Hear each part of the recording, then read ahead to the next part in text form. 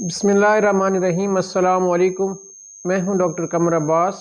आप देख रहे हैं मेरा YouTube channel doctors veterinary clinic. जो दोस्त मेरे चैनल पे नए आए हैं उनसे रिक्वेस्ट है कि चैनल को सब्सक्राइब करें, लाइक और शेयर करें। काफ़ी दोस्तों की ये गुजारिश थी कि एवरमेक्टिन पे कोई वीडियो बनाई जाए, तो आज मैंने कोशिश की है कि एवरमेक्टिन पे एक डिटेल वीडियो बनाऊं। गर्मियों का सीज़न स्टार्ट है और गर्मियों में एवरमेक्टिन जो है वो बेतहाशा इस्तेमाल होता है। तो आज मैं आपको एवरमेक्टिन के बारे में जानकारी दूंगा। मैं आपको बताऊंगा कि ये कौन सी दवाई है, इसके क्या काम है, ये इसका मोड ऑफ एक्शन काम कैसे करती है, कितनी लगानी चाहिए, कौन सी एवरमेक्टिन बेहतर है, कौन कौन से एनिमल को लगानी चाहिए, कब लगानी चाहिए, क्या एवरमेक्टिन एक वैक्सीन है, इसके साइड इफ़ेक्ट्स क्या हैं, इसकी डोज क्या है। तो आज एवरमेक्टिन एक माइक्रो साइक्लिक लैक्टोन है। इसका मेन जो ग्रुप है वो एवरमेक्टिन्स है और इस एवरमेक्टिन के अंदर एवरमेक्टिन जो है ये एक एवरमेक्टिन ग्रुप का एक कंपाउंड है और इसके अंदर मज़ीद 6 किस्म के कंपाउंड है, जिसमें एवरमेक्टिन खुद है, एबोमेक्टिन है, डोरामेक्टिन है, एपिनोरमेक्टिन है, इसी तरह मॉक्सीडेक्टिन है।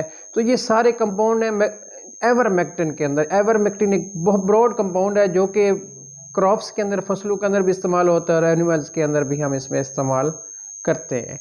अब ये एवरमेक्टिन क्या काम करता है? एवरमेक्टिन का काम ये है कि ये दोनों बैरूनी कीड़े मकोड़े, जैसा कि जिसमें चिचड़ आ जाते हैं, फ्लाइज आ जाती हैं, मक्खियां हैं, माइट्स हैं, मेंज हैं, उनको भी किल करता है। और इस तरह ये एंडोपैरासाइट्स को भी किल करता है। जो जानवर के पेट के अंदर कीड़े होते हैं उनमें लंग वर्म्स के लिए बड़ा अच्छा है। थ्लीजिया जिसको हम आई वर्म कहते हैं, आंखों के अंदर जो कीड़े हैं उनके लिए बहुत अच्छा है। इसी तरह भेड़ बकरियों के अंदर हिमोकोसिस का मसला होता है, पेट जो उसके रूमन के फ्लूक्स हैं उनके लिए बहुत अच्छा है। तो हम अगर ब्रॉड टर्म में देखें तो लिटरेचर ये कहता है कि एवरमेक्टिन जो है ये 300 किस्म के एंडो और एक्टोपैरासाइट, अंदरूनी और बैरूनी कीड़ों को किल करता है। अब ये कैसे किल करता है, मोड ऑफ एक्शन क्या है, तो मेन जो डिटेल में नहीं जाऊंगा, आपको ये बताऊंगा कि एवरमेक्टिन जो है ये जो वर्म्स होते हैं या एंडो एक्टोपैरासाइट्स होते हैं इनकी पैरालिसिस करता है, इनको फालिज कर देता है। और जब फालिज होती है तो ये आप या जो वर्म है या टिक्स है तो ये इस तरह किल हो जाते हैं।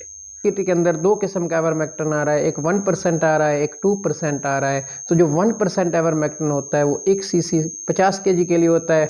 एवरमेक्टिन का देने का तरीका, आमतौर पर जो एवरमेक्टिन का इंजेक्शन है वो सबकट इस्तेमाल किया जाता है, जब ज़ेरे जिल्द लगाते हैं। उसका फ़ायदा ये होता है कि ये स्लो रिलीज़ होता है और ये पेट के कीड़ों के लिए लॉन्ग टर्म इसका जो कंसंट्रेशन है, इसकी जो ब्लड के अंदर कंसंट्रेशन रहती है, और ये पेट के कीड़ों और चिचड़ों को के लिए जो जानवर की 14 से 42 दिन तक जो है 14 to 42 डेज तक इसकी हिफाजत करता है।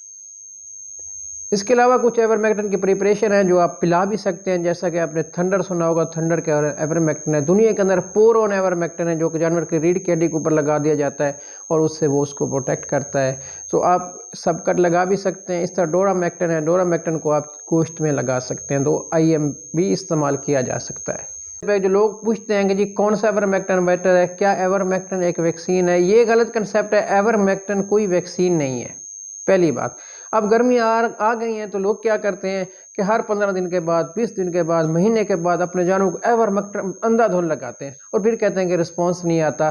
भाईजान, जब आप एवरमेक्टिन को बार बार लगाते रहेंगे अपनी मर्जी से तो रिजल्ट आने वाला नहीं है।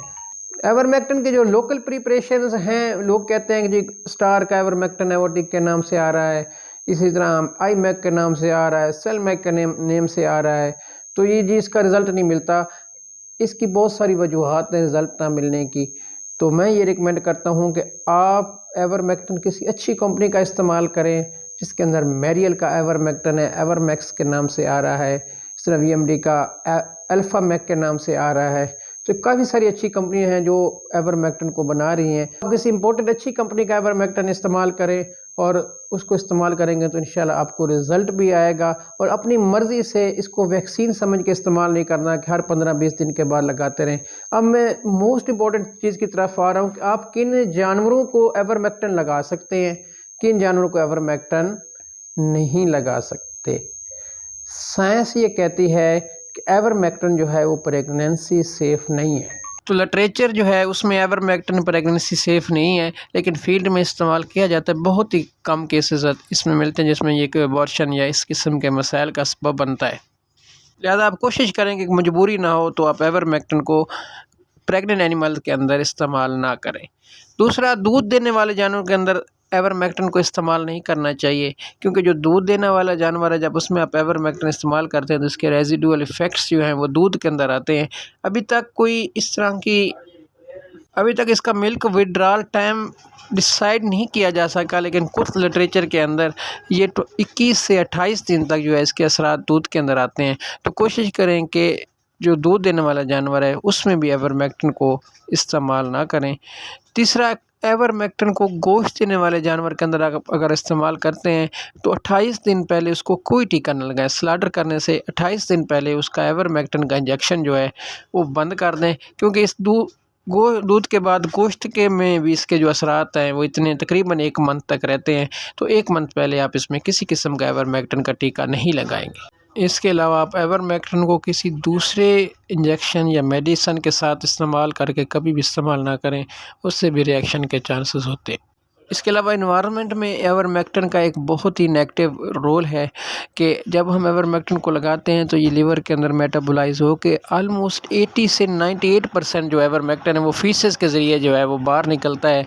और जब फीसेस में आता है तो आपको पता है कि जो फीसेस को जानवर का जो गोबर है उसको डिकम्पोज करने के लिए ख़ास किस्म के बीटल्स होते हैं, इंसेक्ट्स होते हैं जो उसको डिकम्पोज करते हैं। जब एवरमेक्टिन रेजिड्यूज़ उसके गोबर के अंदर आएंगे तो जो डंक बीटल्स हैं, जो कीड़े मकोड़े हैं जो गोबर को डिकम्पोज करते हैं, तो वो मर जाते हैं। और इस वजह से जो है गोबर की डिकम्पोजिशन जो है वो डिले हो जाती है, लेट हो जाती है।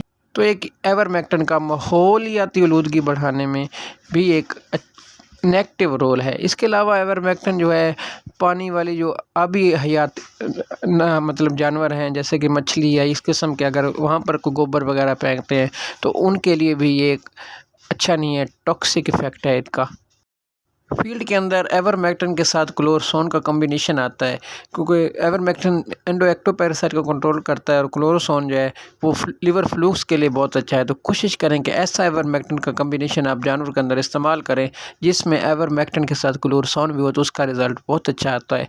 हमेशा एवरमेक्टिन को कोशिश करें अगर गर्मी है तो ठंडा करके जानवरों को लगाएं, और कोशिश करें कि रात के टाइम लगाएंगे ताकि रात को जो है जानवर का जो एनवायरनमेंट का टेम्परेचर है वो डाउन होता है और एवरमेक्टिन के रिज़ल्ट आपको बेहतर आएंगे अगर आप रात को लगाएंगे और ठंडा गर्मियों में ठंडा करके लगाएंगे। तो मैंने कोशिश की है कि इसमें आपको जो इम्पोर्टेंट मालूमात हैं एवरमेक्टिन के बारे में दे दी जाए। अगर आपका कोई सवाल हो तो आप कमेंट बॉक्स में पूछ सकते हैं। अस्सलाम वालेकुम।